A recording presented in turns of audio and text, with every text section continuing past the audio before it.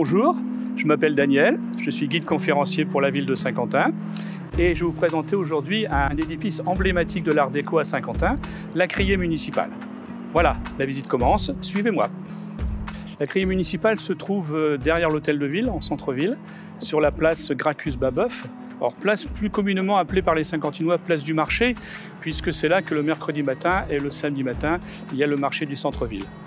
La criée municipale a été édifiée en 1928, selon les plans de l'architecte municipal Louis Guindez, et elle faisait partie d'un ensemble composé à la fois de la criée municipale, du marché couvert et des halles. Le marché couvert et les halles ont été construits en 1892-1893 et ils ont été détruits en 1970. Mais les halles ont été remplacées par d'autres halles qui ont été inaugurées en 1972. La différence entre les deux halles, c'est que les halles anciennes accueillaient non seulement les commerçants pour le marché, mais également des événements sportifs tels que des matchs de basket ou des compétitions de gymnastique. La criée municipale était essentiellement destinée à la vente du poisson. Le poisson qui provenait de Boulogne-sur-Mer, puis d'autres ports comme Étable ou Le Portel.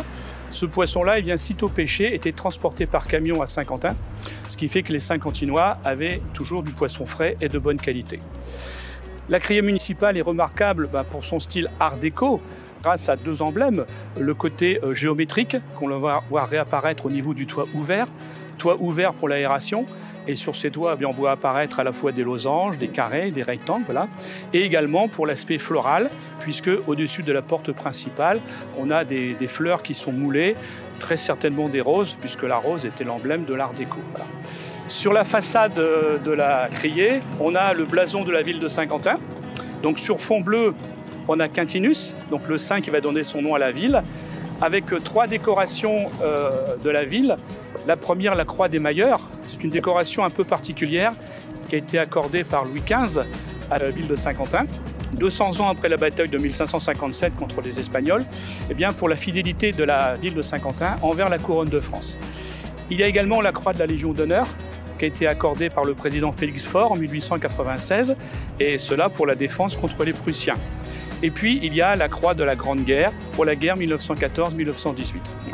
Et puis, on voit apparaître également la devise de la ville, Prodeo, Reggae et Patria, pour Dieu, le roi et la patrie. Là encore, cela fait référence à la bonne entente entre la ville de Saint-Quentin et la royauté.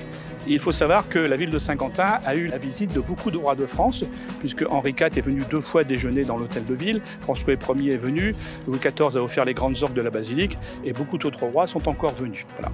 Aujourd'hui, la criée municipale a un aspect blanc par le ciment, mais sous ce ciment, il y a encore les faïences qui viennent de la faïencerie Grébert à Beauvais. Voilà, j'espère vous avoir donné envie de venir voir la criée municipale de Saint-Quentin. N'hésitez pas, d'autant plus qu'autour de cette criée, il y a d'autres bâtiments emblématiques à visiter et vous découvrirez que Saint-Quentin vaut la peine d'être vu.